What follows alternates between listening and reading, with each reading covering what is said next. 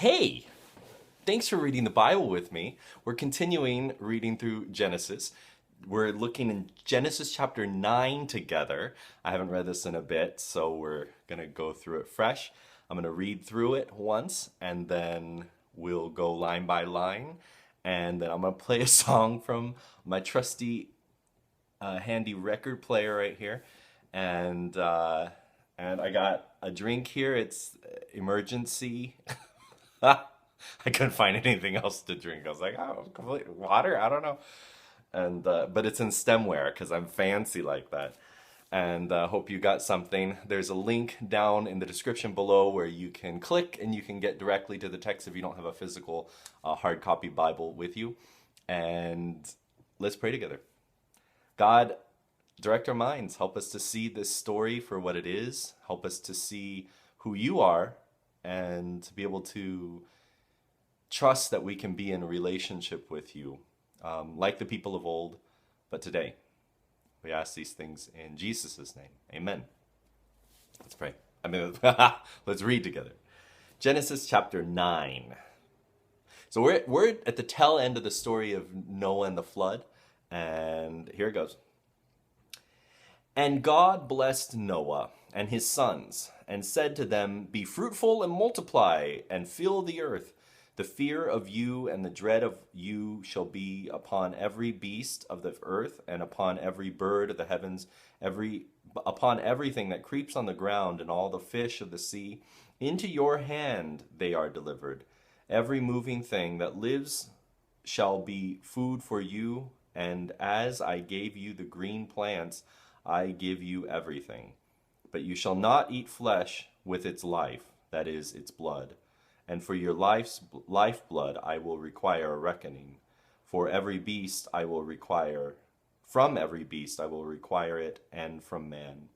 From his fellow man I will require a reckoning for the life of man. Whoever sheds the blood of man, by man shall his blood be shed. For God made man in his own image. And you, be fruitful and multiply, teem on the earth and multiply in it. Then God said to Noah and to his sons with him, Behold, I establish my covenant with you and with your offspring after you, and with every living creature that is with you, the birds, the livestock, and every beast of the earth with you. As many as came out of the ark, it is for every beast of the earth. I establish my covenant with you, that never again shall all flesh be cut off by the waters of the flood, and never again shall there be a flood to destroy the earth. And God said, This is the sign of the covenant that I make between me and you and every living creature that is with you, for all future generations. I have set my bow in the cloud, and it shall be a sign of the covenant between me and the earth, that when I bring clouds over the earth, and the bow is seen in the clouds, I will remember my covenant that is between me and you and every living creature of all flesh. And the waters shall never again become a flood to destroy all flesh. When the bow is in the clouds, I will see it and remember the everlasting covenant between God and every living creature of all flesh that is on the earth. God said to Noah, This is the sign of the covenant that I have established between me and all flesh that is on the earth. Verse 18. The sons of Noah who went forth from the ark were Shem, Ham, and Japheth. Ham was the father of Canaan. These three were the sons of Noah, and from these the people of the earth were dispersed. Noah began to be a man of the soil, and he planted a vineyard. He drank the wine and became drunk, and lay uncovered in his tent. And Ham, the father of Canaan, saw the nakedness of his father, and told his two brothers outside. Then Shem and Japheth took a garment, laid it on both their shoulders, and walked backwards and covered the nakedness of their father. Their faces were turned backwards, and they did not see their father's nakedness. When Noah awoke from his wine and knew what his youngest son had done to him, he said, Cursed be Canaan, a servant of servants shall he be to his brothers. he also said, "Blessed be the Lord, the God of Shem, and let Canaan be his servant. May God enlarge Japheth, and let him dwell in the tents of Shem, and let Canaan be his servant." After the flood, Noah lived 350 years. All the days of Noah were 950 years, and he died. Kind of, it's a story, isn't it? Let's go line by line.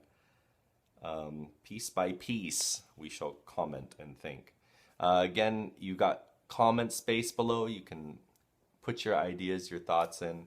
I really encourage you to have your own thoughts on this. I think, well, first of all, when you go through a text, you make observations yourself and you really try and just delete everything that you've ever heard from other people about the text, so that way you can have it with as fresh eyes as possible. You really try and be neutral when you're like first exposure kind of stuff. Then when you're going through, you're making these observations, you're looking at repetition. That's how they highlighted in those days. They just said it in different ways over and over again. You look at what are significant words or unique phrases, like, huh, that's interesting. Why did they say it that way? And then you look at the context overall. And then after you've made all those observations, and you've also wondered, like you put out questions that there really isn't an answer to, or you don't think there might be, or there might be, but you don't know.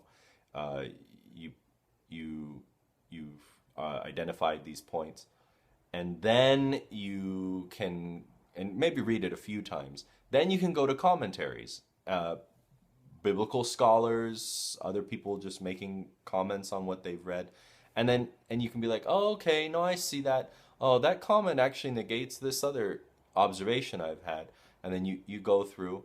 Oh, and I guess before that, you kind of compare that particular chapter, that section, with the sections that are immediately around it, and then to the entire book, and then to other books in the Bible, and then you go into commentary, and then it helps direct your thoughts and give you more information. Sometimes it gives you historical information, sometimes it gives you other references that you hadn't thought about.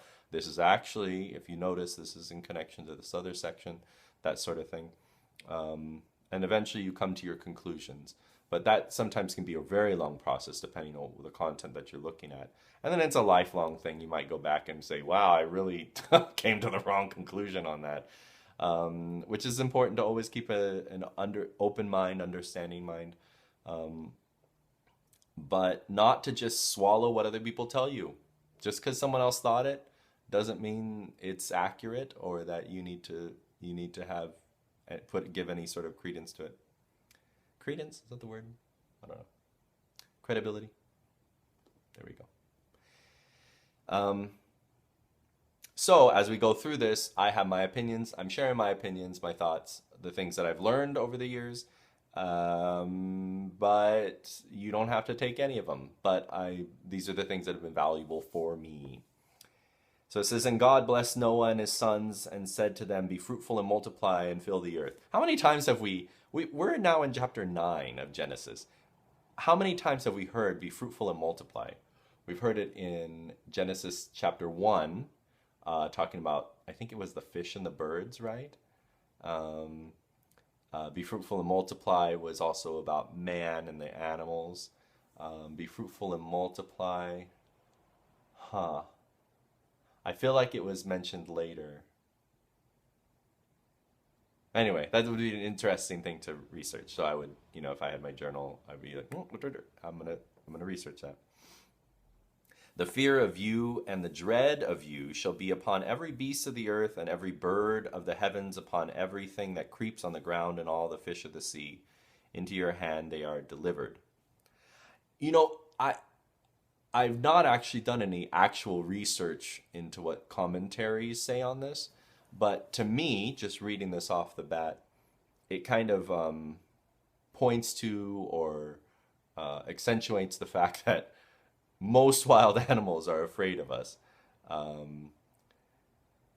Like, for instance, I grew up near Yosemite National Park, and I remember hearing them say that if a bear loses that fear of humans, if they begin getting too close, that's when they either need to take it and move it to another location because it's in around campers and kids, and bears can be are unpredictable.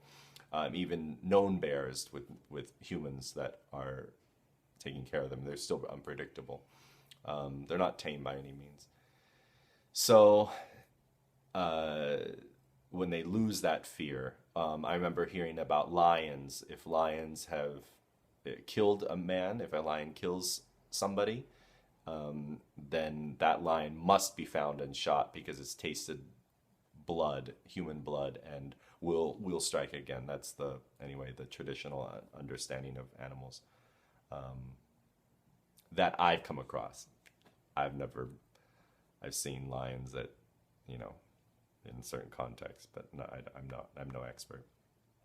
So it's innate in animals. I do remember seeing a video about a type of seal, a really big seal. It lives, this particular seal, I think it was in the Antarctic, but I might be completely wrong on that fact. Anyhow, massive seal, larger than most, anyway. Got teeth, got it's big, and it met this diver, and because it was in such a remote place, they knew that this seal had never seen a human, and so they let the seal dictate the interaction, the parameters of the first contact, so to speak. Star Trek. And the seal comes up, and he does this little threatening thing with his head. Looked kind of funny, but terrifying, I'm sure, to the diver. But the diver just tried not to react, and then the seal went away and came back with a dead bird that it had captured and was like, "No, this is good to eat. Eat it." And he kept pushing it towards the diver, trying to get it to eat. Maybe it thought it was another seal. Maybe it thought I don't know what you are, but let's see if you can be friendly because you obviously didn't try to attack me when I tried to threaten you. Anyway, but there's caution there. I don't know if that's something that's learned or if it's just something that's instinctual. And I think it's really amazing when you see videos of incredibly friendly wild animals because it's very uncommon. So this seems to make a commentary on that. That's my thought, just sharing it. Verse 3, every moving thing that lives shall be food for you. And as I gave you the green plants, I give you everything. Wow, that's a pretty big barbecue there. I don't know what to say about that. I have different. I see later on in Leviticus chapter 11, which we mentioned earlier, that there's the clean and unclean, and God then at that point says only these animals can you eat, and these other animals don't touch them because they're yucky, So this is a very open thing, and it's a very particular time in Earth's history. I don't know if things change between then and there, but I know that now we're living in a time when even meat in general and animals in general, my opinion, they can live happy little lives, and I'll eat the plants. I'll stick with the plants. Thank you. So you do what you want. I'm gonna eat what I want, and we can sit across the same table. I remember some of my friends. Sorry, this is a huge tangent. We're just chilling. We're chillaxing together. One of my friends, when we were becoming friends, is not vegetarian. Most of my friends are not vegetarian. A lot of them are, but not all of them. Not most of them, anyway.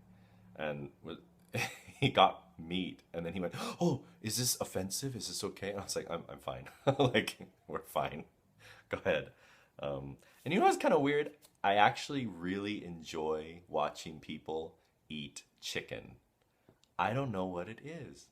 If somebody has chicken on the bone, I just love watching. There's an art form to it. Anyway, I'm a weird vegetarian.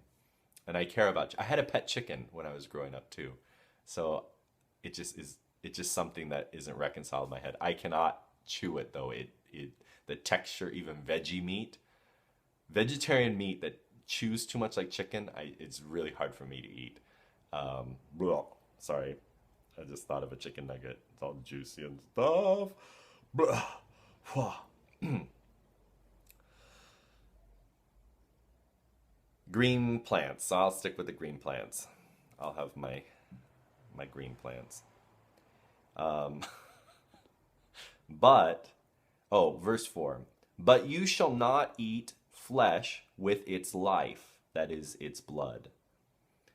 And for your life's blood I will require a reckoning. From every beast I will require it, and from man, from his fellow man I will require a reckoning for the life of man. Whoever sheds the blood of man, by man shall his blood be shed, for God has made man in his own image. So, like, animals are not to kill humans, according to this rule that God set. And it's interesting. We'll get into that in a second.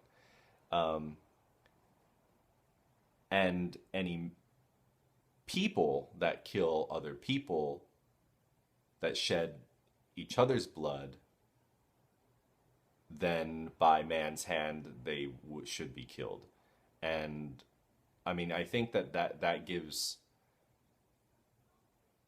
credibility to, like, the concept of stoning in a way.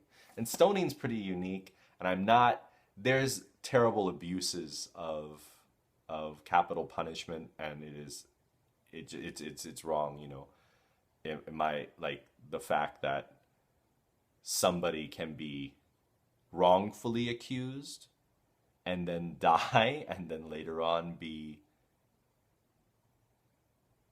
exonerated from their crime, and like, whoops, that's tough stuff. So maybe we can move beyond that, but there does need to be consequence to taking someone's life. And the fact that there's so much corruption, and we're recognizing publicly now, the abuse of power and the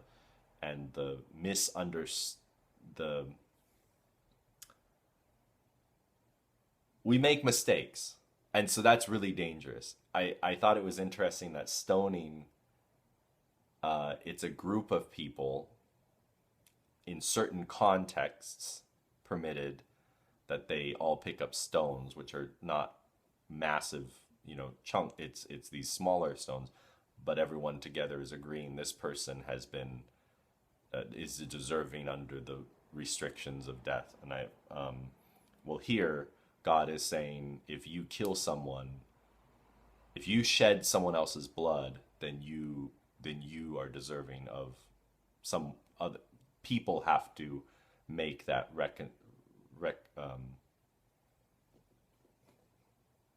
my words are all jumbled. It can't be left unaddressed.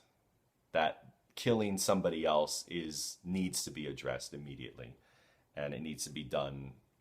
You can't just be like, well, God will kill him. No, God is putting it in our hands to enact justice on behalf of this, even against an animal that kills somebody. Like a dog that kills a child must be put down. There's no option in our legal system that dog must be put down. And where am I going with this? That life is in the blood here. And we already have before in this scripture that there is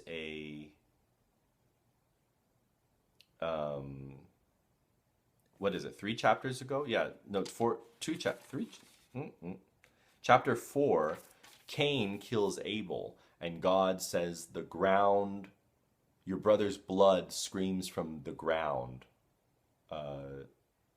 So he's there's this symbol of blood and the life force in it, that when it's spilled, it's something that is is very significant. And it's so significant that when you eat even an animal, and you're to eat it without the lifeblood of the animal. And that's why Jewish law requires that when an animal is killed, all of its blood is let out. It can't be killed by strangling, because strangling keeps the blood inside of the meat. I've heard it said, again, a vegetarian talking about meat. I've heard it said that when you're, cutting a steak, for instance, and the redness that comes out, that is actually not blood. It's other stuff. It just, I don't know, but it's not blood. But eating blood is something that some people do intentionally. So if you're eating a steak, from what I understand, you're not violating this. But if there's something that is blood in it, that is intentionally has blood in it, it's probably the only way you can really get it in with the way that we butcher animals. Why am I talking about all this? Because it's in the Bible and we have to talk about some things sometimes. I am not an authority on any of these things, but I am fascinated by conversations that take place around these chapters, around these sections. So I engage with me in conversation. I am not putting any sort of stake in the sand here.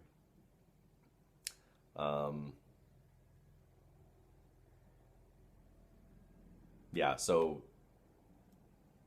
there's all that stuff. Verse 7. But to also think, so Noah and his family are in this ark, and with all these animals, they're in cages. They're being, restrained from eating, I was going to say Adam, Noah and his family, as well as the other animals, to preserve their lives through this flood. And then he sacrifices some right afterwards, right? From the last chapter. And then God is like, don't worry, the animals are freed and stuff, but I'm putting protection on you from them, so don't flip. Verse 7. And you, be fruitful and multiply. Teem on the earth and multiply in it. So he just keeps going on. You meaning plural. I don't think Noah had more children. Y'all. And y'all, be fruitful and multiply.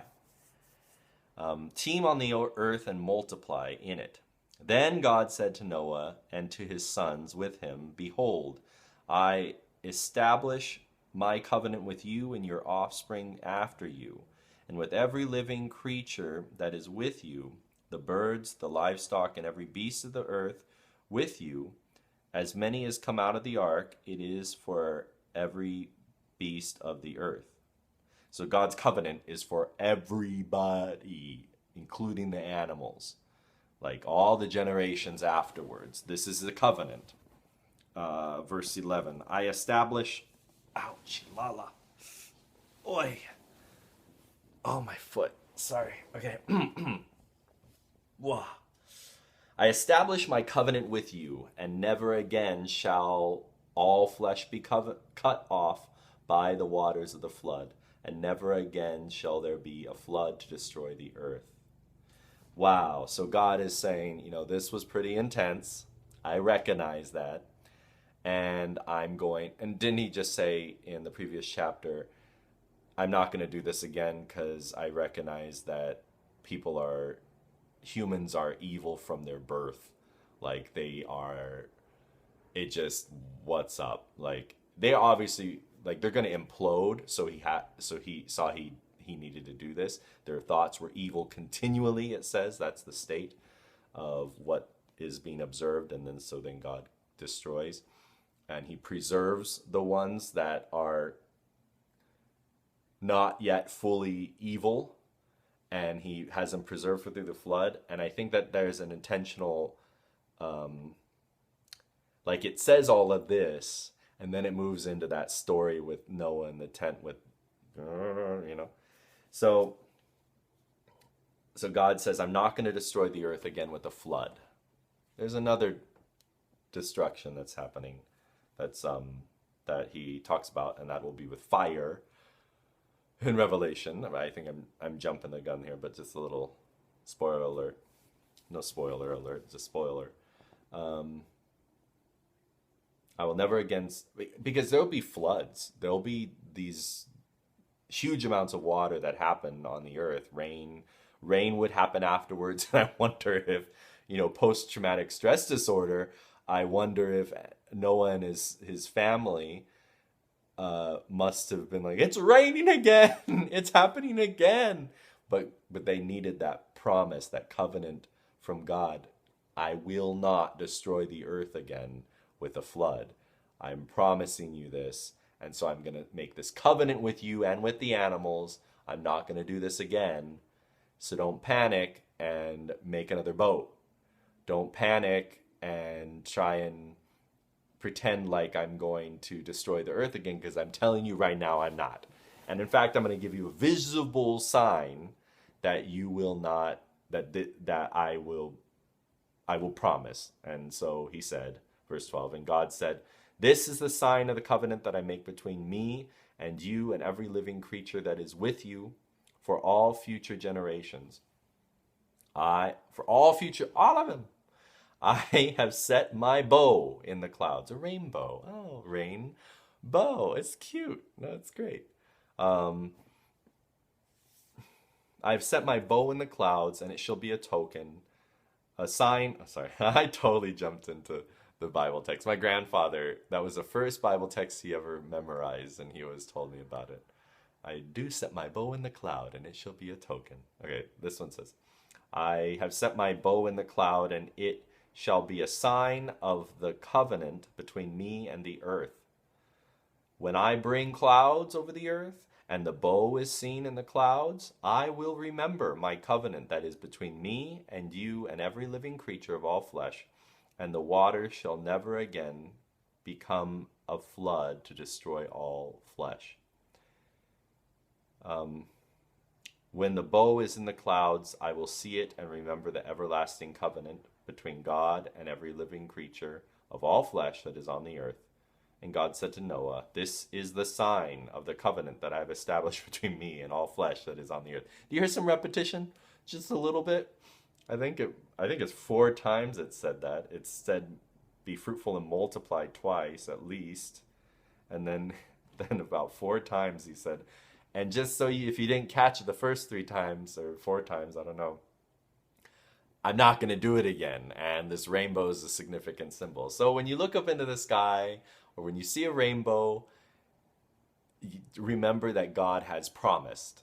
He has promised, and this covenant is for you. And this is a reminder for you when you see it, but also a reminder for God. That's cool. He says, I'm putting this there so that way I'll remember. That's a neat God. That's a different kind of perspective. And later on, if you keep reading Genesis past when I'm finished with this series, you'll find that he makes a covenant with Abraham later on, and there's a neat way of making that covenant where he himself is the one that puts himself in the place of the one that must keep it. Like he's the one that says, I will be keeping this covenant towards you. It should be the other way around in the human perspective, but God's like, no, I'm the one that's submitting. I'm the one that's binding myself to this promise. Cool stuff. Verse 18, the sons of Noah who went forth from the ark were Shem, Ham, and Japheth. Ham was the father of Canaan. Gives that in parentheses, and I'm not sure what the detail is there. There's some notes at the bottom of my Bible. Don't know how they might be valuable. Verse 19, these 3 were the sons of Noah, and from these people these, the people of the whole earth, were dispersed or populated. Okay, that's what it says. So the whole earth came from these three sons.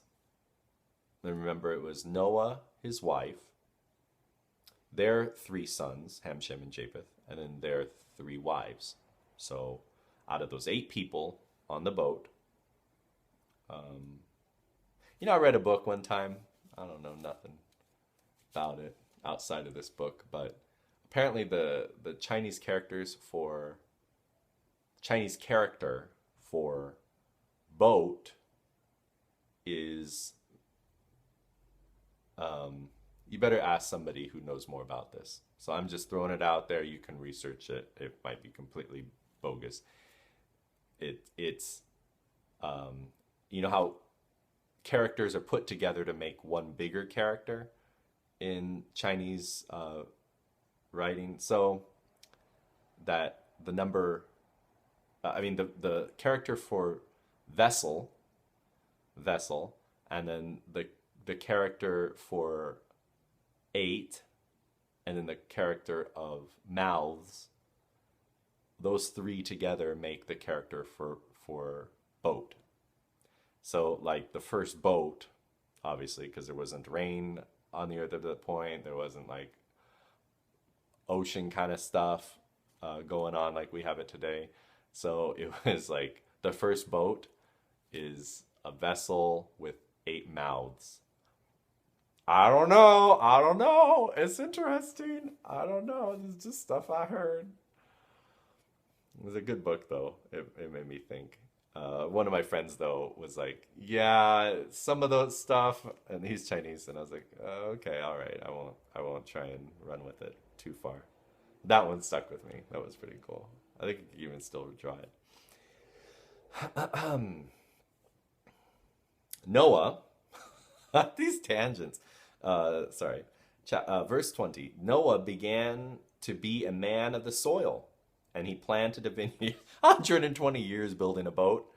You're known to be a builder, a carpenter, a preacher, I guess, and then a captain, the first captain of a ship, and then after the flood and the ship's up on top of a mountain, that's not going to do anything anymore. And all right, career change, and so he started being a man of the soil, and he planted a vineyard. It has a note here.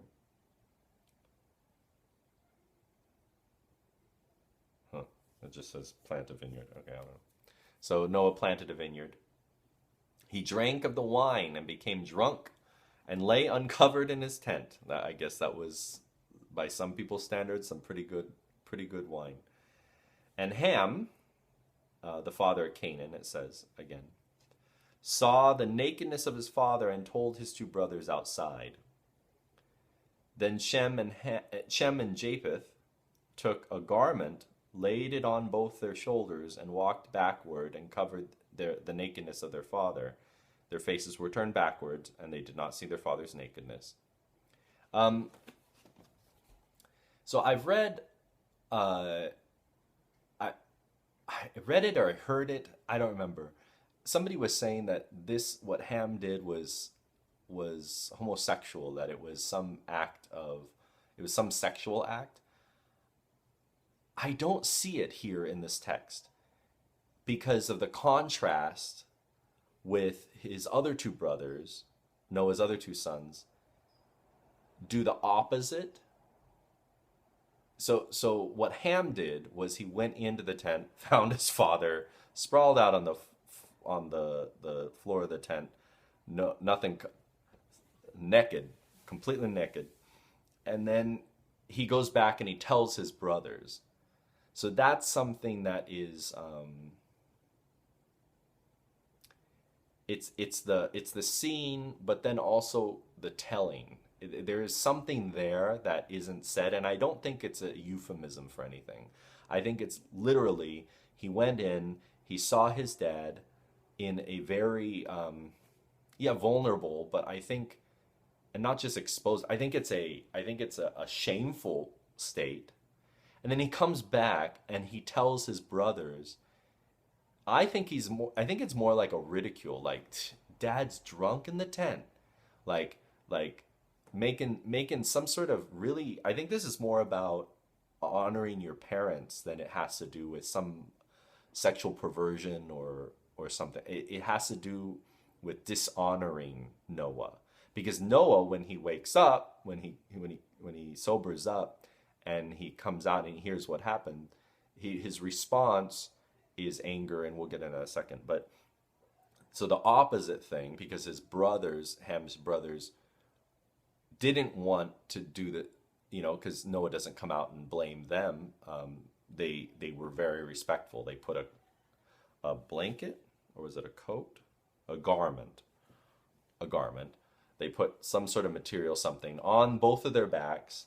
They walk backwards into the tent, and then they lay it down over their dad. Just be like, all right, I don't know what's up. So I don't know where Noah's wife is. Maybe she should have done that. Or maybe it was even like, don't even want to tell her. Like, you bring me on this boat. She's so upset. Maybe still, I don't know. Don't need to give mom another reason to, I don't know. But they do this in honor of their father, whereas what Ham did was in dishonor to their father. And so that's that. Then, verse 24, when Noah awoke from his wine, you know what? I'm going to share this. This is a very personal story that I heard from. I was student teaching. I got my first master's is in elementary education, and so part of that process is in order to get your your teaching credential, elementary, you need to be able to have spent time in a classroom. And so I was a student teacher in a couple of different schools, and because I was getting a special credential, I don't know if I actually ended up getting that entire credential, but I needed to teach in a public school and in a private school, and so I think my first placement was in a public school, and so I went into this classroom, and this classroom was the teacher was really awesome. I could think of his name if I thought hard enough, and just really genuine with his students, and they were from really broken backgrounds. Just the way that they were being raised was certainly not the ideal for these kids' sake. And this one particular girl was having incredible difficulty in the classroom all the time. A lot of emotional issues, like learned helplessness. I recognize, like, she said, I can't do it. I can't do it. I'm like, okay, let me help you. And I mean, she could do it because there would be other situations where she would just breeze right through things, but it was an emotional blockage. And I recognized it, I saw it, and I felt so bad for her. But she did a show and tell, which I wonder if it was a call out for help. And I talked with the teacher afterwards, and he said things have already been reported, but she brought in some photos, and she said, this is a picture of my mom when her and her boyfriend came back from the club, and she was passed out on the couch, and my sister and I, like, I think she drew on her face. I don't remember. It was something that was like kind of passive aggressive, or maybe she was just telling the story. I don't know, but like her mom was passed out, and this was just, she was saying it so normal, like this is just normal, and wasted on the couch, and that was the life that was her reality, and I thought that was a really sad thing.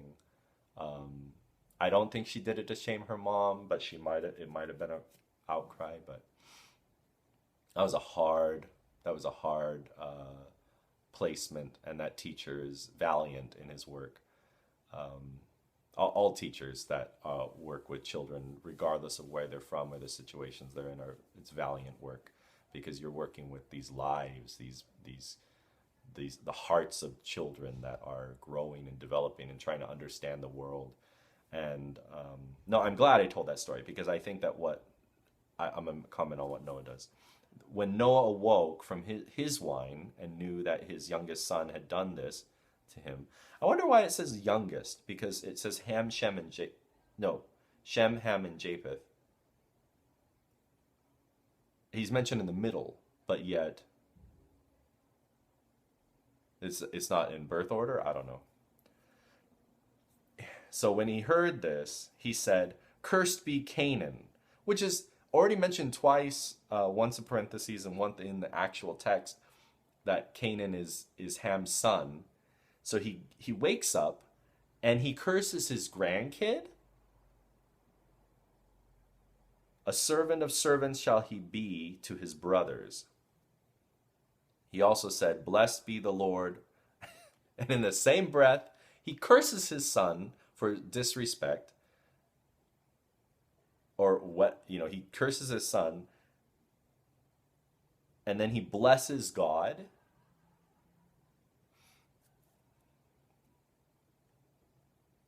Do we do this? And let Canaan be his servant. Is that supposed to be a blessing? Like, and then another family member of yours is going to be your slave. Like, and may God enlarge Japheth, and Japheth's name, apparently it means something, sounds like enlarge, is what the note here says in Hebrew, I guess. "And let him dwell in the tents of Shem, and let Canaan be his servant." Noah, I don't know if you have or if you've witnessed it but parents playing favorites, parents, there's a great series, maybe I'll link to it. Anyway, I'll put resources down below for this, but parents dictate how a child is raised, and there's certain roles that we play in our family that is, we're groomed into this position. Like, one kid will be in a chaotic environment. I'm also going through ACA and some other things that are really fascinating, the way that they describe things. So I'll put links down below. And like, one kid will be the good kid, the one that holds the family together, the peacemaker, because the parents can't keep the peace, and so the kid becomes the peacemaker. The kid becomes what the family doesn't have and needs desperately. So that's a role that the kid is groomed into. Another role is the scapegoat. That's the bad kid. There's lots of other roles, but I'm making it quite simplistic for the sake of this point. That you've got the good kid and the scapegoat. And that one kid is the good one that does everything and people pleaser and never causes trouble. And later on, they're going to have issues with that in their life. But, in the family dynamic, that's what's valuable. And they might even find a spouse that fulfills that need to be the peace, so that they can continue to be the peacemaker, because that's the role they know how to play. And then for the scapegoat, that kid is deemed, you're such a bad kid, you're a troublemaker, you're always raising your the Hawaiian word, what is it? What is it? Kolohe. Like, you're kolohe, you're just mischievous, you're a troublemaker. And this kid then grows up feeling like, I can't do anything right. So why am I going to try? And then they end up making decisions in their life that will perpetuate that thing that their parents or their family dynamic or somebody else put on them. And then they grow up feeling like they're no good, that they're rejected, that just who they are is not good enough, and so they never should try. And then they become... Noah is doing something terrible here to his sons. This is... My friend, look at what's happening in this story. This is the restart for humanity, from evil thoughts continually before to this point of This little nuclear family is the only these eight brains, nine including Canaan, maybe some other grandchildren, are the only humans on Earth, and this is the restart that we got. This was it. This is the hope of humanity, and Noah is already cursing his kids and setting up terrible family dynamics. So if you look in your family and you think, wow, things are messed up, they've been messed up for quite a few thousand years. And this is what we've been handed. So when you see good things in your family, praise God and be very careful not to perpetuate curses that you may have instigated or helped proliferate in your immediate family. Sad stuff, hard stuff, but we can work through it, and God brings healing. We can trust Him for that. It takes work, though. It doesn't just take, I'm going to pray and not. Faith without works is dead. You believe and you act. You believe, you pray as though everything depends on God, because it does, and then act as though everything depends on you, because it does. And we must be invested in the healings in our family. And it continues. Last two verses. After the flood, Noah lived 350 years. It's a lot more years of regret. I hope Noah, yeah, I guess Noah lived to regret his word choice in that heat of that moment. And it obviously stuck with the poor kid, and for generations after, because this is recorded in such a brevity of Earth's history, and yet it takes a significant amount of time here to actually tell this story because of how influential Noah's shaming, like the kind of anger, the effect of that anger was on generations.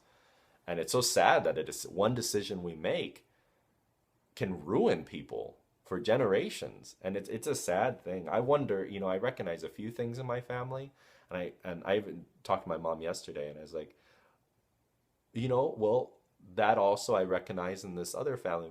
How far back do you think this goes? This concept of self that has been passed on from generation to generation, and she's like, I have no idea. We can go back, a couple of generations, but not necessarily in family dynamics. Well, Noah, he lived, I'm assuming, he lived to regret it. He lived 350 more years. So he was like 900. Oh, yeah. So all the days of Noah were 950 years, and he died. May we live to regret the bad decisions we make, and may we live to bring healing and reconciliation to the people in our families that we love or should be loving, and bringing into a future of peace and relationship. All right, I've gotten on a soapbox and I'm happy to be on it. Okay, all right. There's more Bible here. We'll get to it later. I've played a song from this before. I'm realizing I don't have as many records as I thought. I'll keep looking through stuff, but I have a lot of records, but some of them are like just other stuff. I got Hawaiian music here. Those are fun. Those are great ones. Maybe I'll play Hawaiian music for if one works well. Anyway, so there's that, and then there's some other stuff. But of the religious music, I need to get a few more that have some really good variances. Although I love Del Delker, I love King's Herald Quartet. This is King's Herald Quartet, and this one's signed by Bob Edwards, who wrote the biography for HMS Richards, Voice of Prophecy, director speaker. So I played one of these before. I chose the song. I don't really have tons of intentionality behind it, besides I like the words. I'll Be There in the Morning is the song that I'll be playing, and it was hard to find on on the track, so I just paused it, so I'm gonna play it, and I'll show you the record again, so you can read a bit of it. Pause it if you want to read a little more. Thanks for reading the Bible with me. Let's go. I'll be there in the morning. I'll be there in the morning. Look for me in the morning. When the general roll is called, yes, I'll be there. When the general roll is called, yes, I'll be there. Gonna meet my father there, yes, I'll be there. Gonna meet my mother there, yes, I'll be there. I'll be there in the morning. I'll be there in the morning, Lord. Look for me in the morning. When the general roll is called, yes, I'll be there. When the general roll is called, yes, I'll be there. Gonna meet my Jesus there, yes, I'll be there. Gonna meet my Jesus there, yes, I'll be there. Gonna be no sorrow there, yes, I'll be there. Gonna be no sorrow there, yes, I'll be there. I'll be there in the morning. I'll be there in the morning, Lord. Look for me in the morning. When the general roll is called, yes, I'll be there. When the general roll is called, yes, I'll be there. I'll be there. I'll be there. I'll be there. I'll be